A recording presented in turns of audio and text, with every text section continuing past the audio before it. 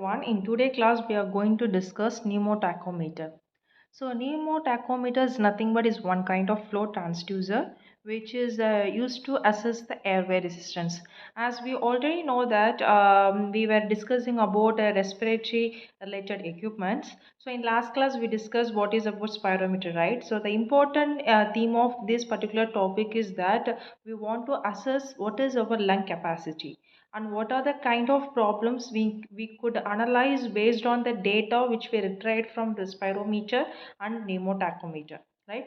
So in order to assess the overall functionality and the status of the lungs, we need to find out what is your lung elasticity property, how what is the lung volume, what is the lung capacity. In addition to that, it is very important parameter to get to know what is the airway resistance. Okay, because if you have problem in any of this, then you can easily conclude that you have some problems related to the lungs. Because the if you see on the whole, if you take any kind of lung disease, which is mainly involved in two cases.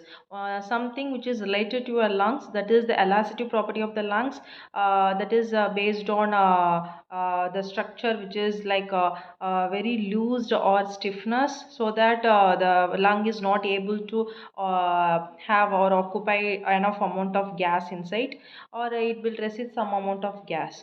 Or other cases which is something related to the airway, that is from the passage starting from nostrils to lungs. Okay, so through this passage or through this pathway, if there is any obstructions or resistance, then that is called airway resistance. So if these two, the lung elasticity property, required property of the lungs, and this airway resistance, if it is in balanced state, it doesn't have any abnormality, then the person have normal breathing conditions.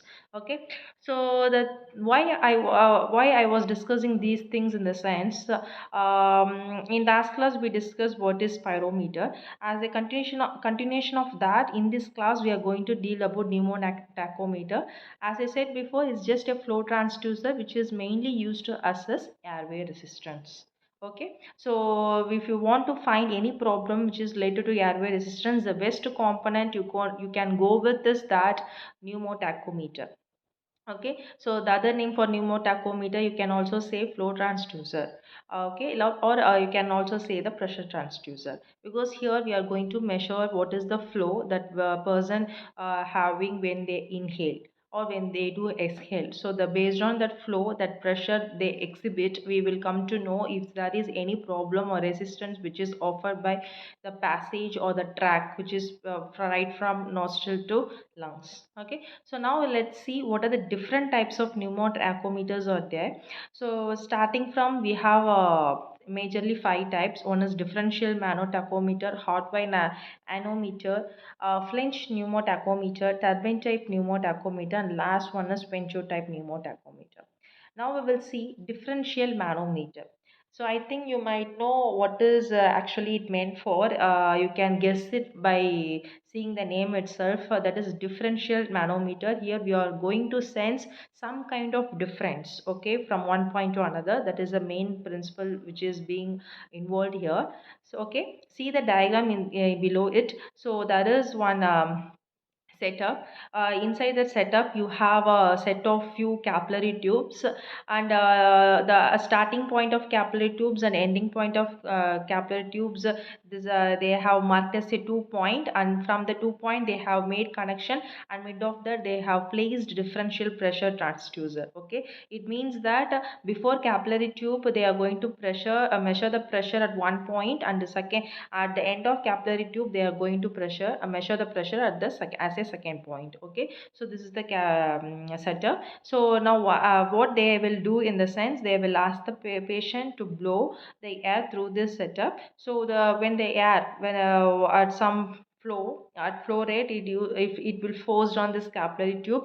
So since the capillary tube here offers us a some kind of resistance, okay, if there is no resistance, like the set of capillary tube is not there, in the sense the air will freely move from one place to another place. But the case is not, but here the case is not like that. Here we have offered some kind of resistance by means of placing the set of capillary tubes in middle of the setup. So what it will does, in the sense, when there's flow, when the air flow in some rate, when it meet the capillary tubes, there will be some pressure drop, it will resist, as it resists the flow, automatically the flow rate will get reduced when it cross the capillary tube. So what they are doing, in the sense, they will measure this pressure difference before the capillary tubes and after the capillary tubes by means of differential pressure transducer. So if the normal person having some kind of flow rate, okay, they will take it as a standard value. For example, they have some 5 or 6 liters per minute, in the sense. If the abnormal, yeah, they have some kind of any obstacles or restriction, while they have some kind of resistance while they have breathing, or any obstruction is there, in the sense, the flow rate will get varies. Okay, that kind of person will not have the value of 5 or near to 5 liter per minute, which is the standard value we are considering here, right? So this way they will find out what is the flow rate for the specific patient. This is the case for differential manometer. If you come into the next type, that is hot wire anemometer, this here also the main theme is we have to measure what is the flow rate. Okay, what is the flow or the pressure the patient is having, without any suffocation, or without any struggling, the patient is able to breathe or not. That is the main aim they are going to assess here. So a second setup, the hardware anemometer, means here they are something they are using, that is that smart heated filament in their flow path. So here also they have one tube like structure. They through this tube the patient will blow the air. So in their path, in the tube, in their flow path, they are going to place some small heated element, as like what we placed in differential manometer, like capillary tubes. Here we are placing a hot wire anemometer, that is a small heated element. So these heated element will maintain some temperature.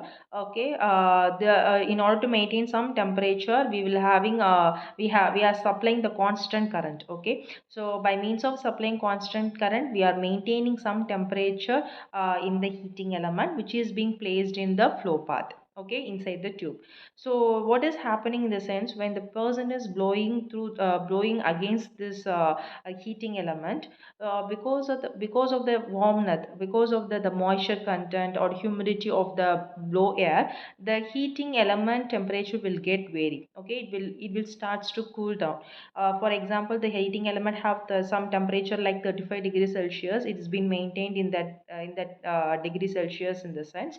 After blowing, the when the blowed air strike this heating element, the temperature will be cool down, because of that the moisture content or warmness of that blowed air. Okay, so what happened, that decrement, okay, that changes in the temperature is directly proportional to the flow rate. Here we are saying, okay, directly proportional flow rate.